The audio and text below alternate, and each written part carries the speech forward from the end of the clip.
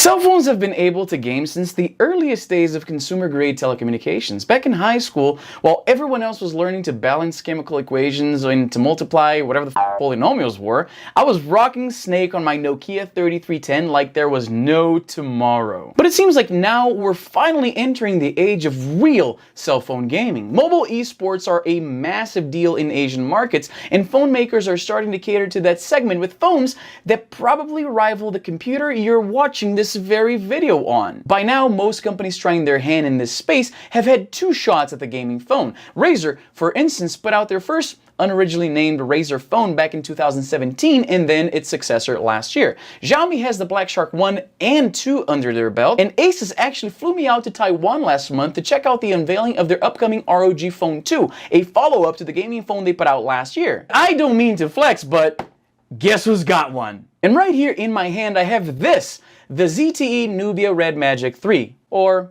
Red Magic 3 for short. In this rapidly developing gaming cell phone landscape, how does the Red Magic 3 stack up? And most importantly, when it comes to emulation, how does it fare running systems that are notoriously hard to play on mobile, like, say, the GameCube? That's what I focus on the most during my time with the Red Magic 3. And to put it bluntly, this cell phone was very impressive. But let's take a closer look.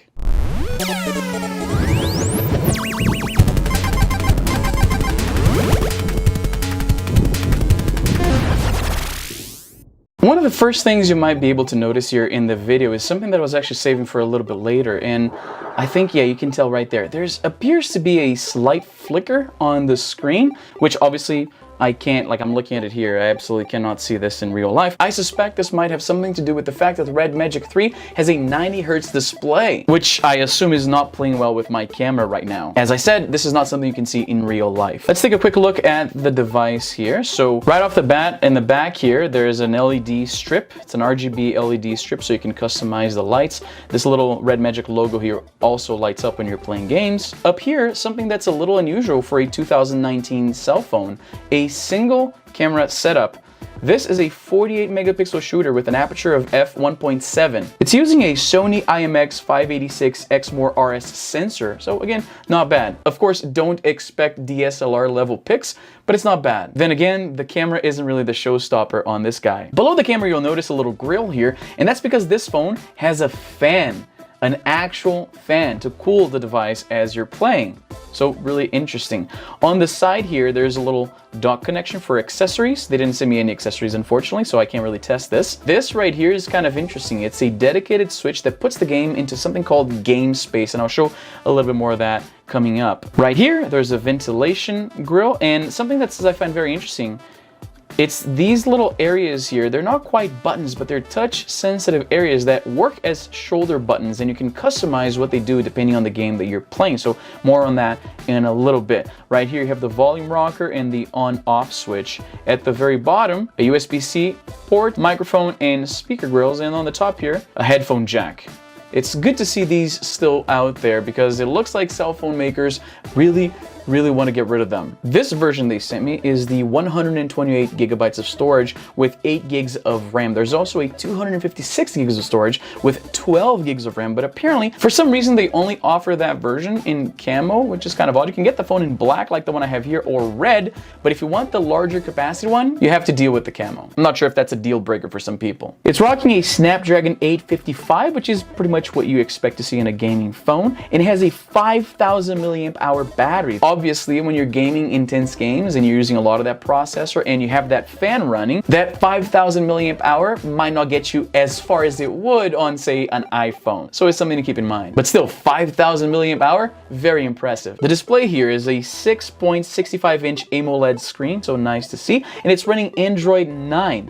Not bad. Let's get into gaming, which is the main reason for this thing to really exist. So let's go into that switch I mentioned. When I flick this here switch, this is what happens.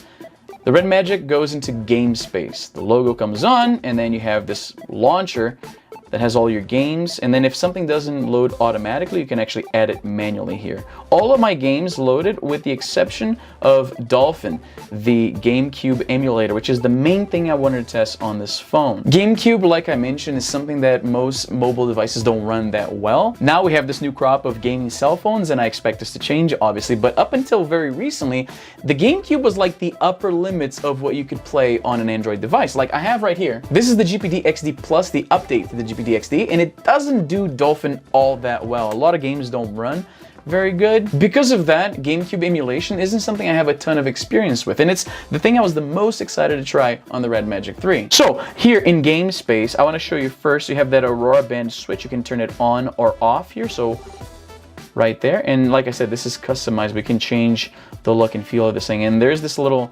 logo here also lights up. It's set to pulsate right there. I didn't know this until I was messing around with the settings, and I saw that I can change the behavior of the logo LED. Because again, when you're playing, you're not really looking at the back that much, so that's why I didn't notice it. When you swipe from the right, there's this little console here that allows you to do things like go into auto mode, so you can mess around with the settings and increase performance depending on the game that you're running. You have this touch button here, which allows you to customize what these touch buttons on the top here do depending on the game. You have the fan toggle here. I'm not sure if you can hear this. I'm gonna put it right to the microphone. Yeah, it's a little fan. So there's all these little options here. You can block messages, block calls, okay, so that your gaming session is uninterrupted. It shows you here the temperature that the CPU is at, and you know, let's see how GameCube games run on this thing. So I got a small selection here of games that I was told I really had to try. I didn't have a GameCube. I didn't play that many GameCube games, so I'm kind of a GameCube noob, which is about to change now that I have what basically amounts to a portable GameCube.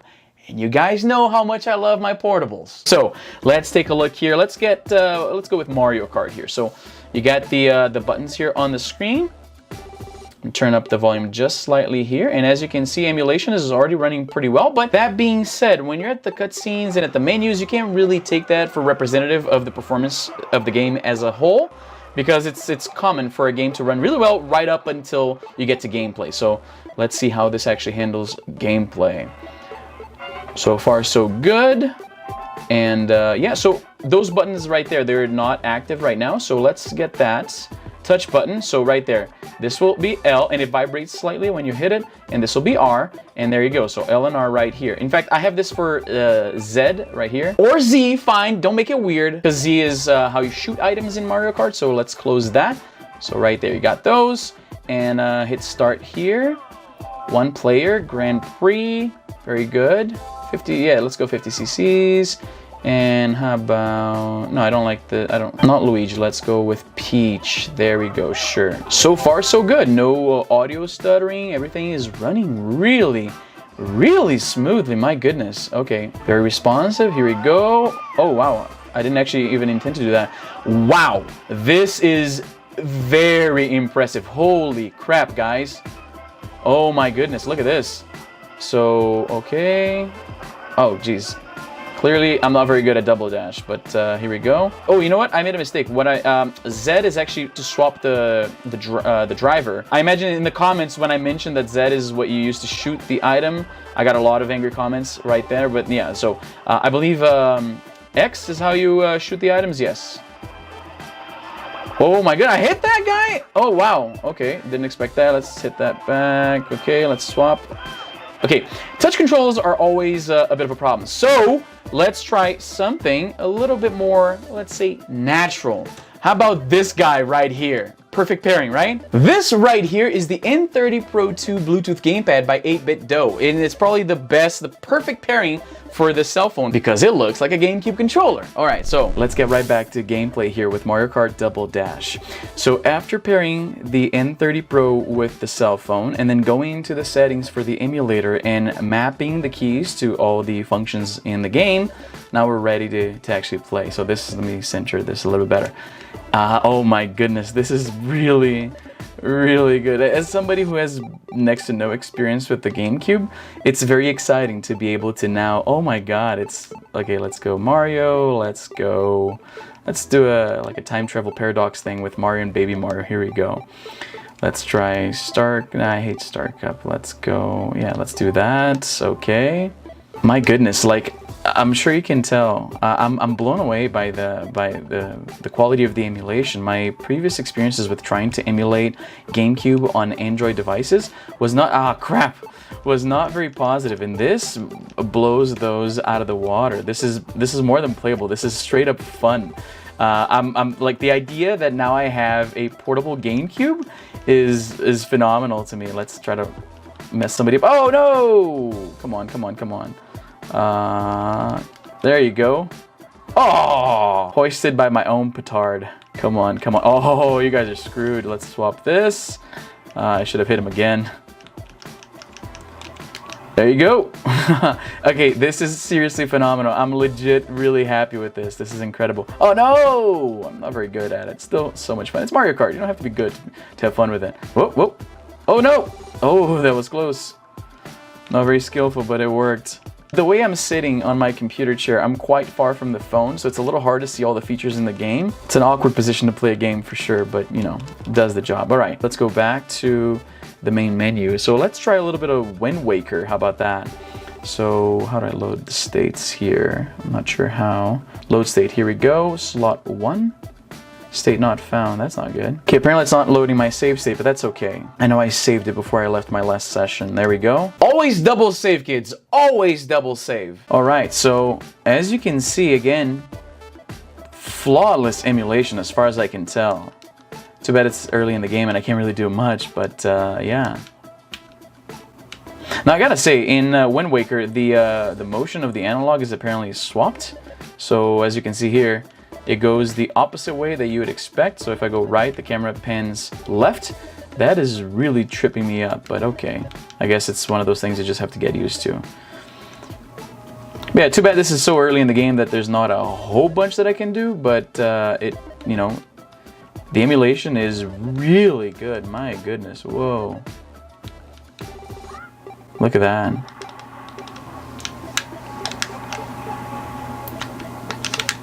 I expected it to be just, you know, playable, but this is fine. This is like playing on an actual GameCube, really, except I can take it wherever I want.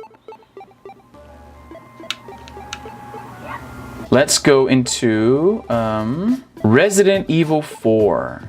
I personally saw my brother beat this game a good like 5 times. So let me see if the save will work this time around. Load states, slot 1. So it's not finding the states, I'm not sure. I have no experience with Dolphin, so I gotta figure out why it's not actually saving the states. But thankfully Resident Evil 4 doesn't have a very long intro, so it dumps us right into the action almost right away. Let me turn up the volume just slightly here. Now, mind you, I'm not in game space, so when I swipe from the right, I get regular Android controls. If I had game state turned on, like, let me turn it on here, like so, by swiping from the right, I have access to those controls that I showed earlier. So we're into Resident Evil 4 here, and again, basically flawless emulation. My goodness, like this is incredible, honestly. I can't get past the idea that it is possible to play GameCube games portably. Like, this is incredible. I'm so eager to dive into the GameCube library, which I have neglected for so long.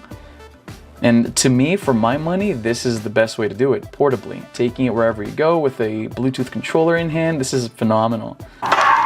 Look at that. Like, this is great. I have to say, I am thoroughly impressed with the Red Magic 3. If you're a GameCube fan and you're looking for a new phone, this is a solid pick. And you can't go wrong pairing it with a controller that actually looks like the GameCube controller. This is perfect. As always, I'm going to leave links in the description of where you can buy your Red Magic 3 and the N30 Pro controller. I hope you guys enjoyed this video. If you did, please consider subscribing to the channel so you don't miss future videos. Follow me on social media. I'm very active over there, both Twitter and Instagram, and I love to hear from you guys. But that's all the time I have for today. I'm Izzy, and I'm done.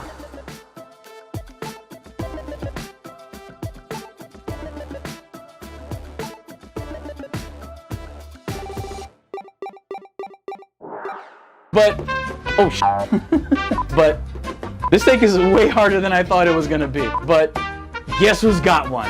I hope that one worked, because I'm not doing this anymore.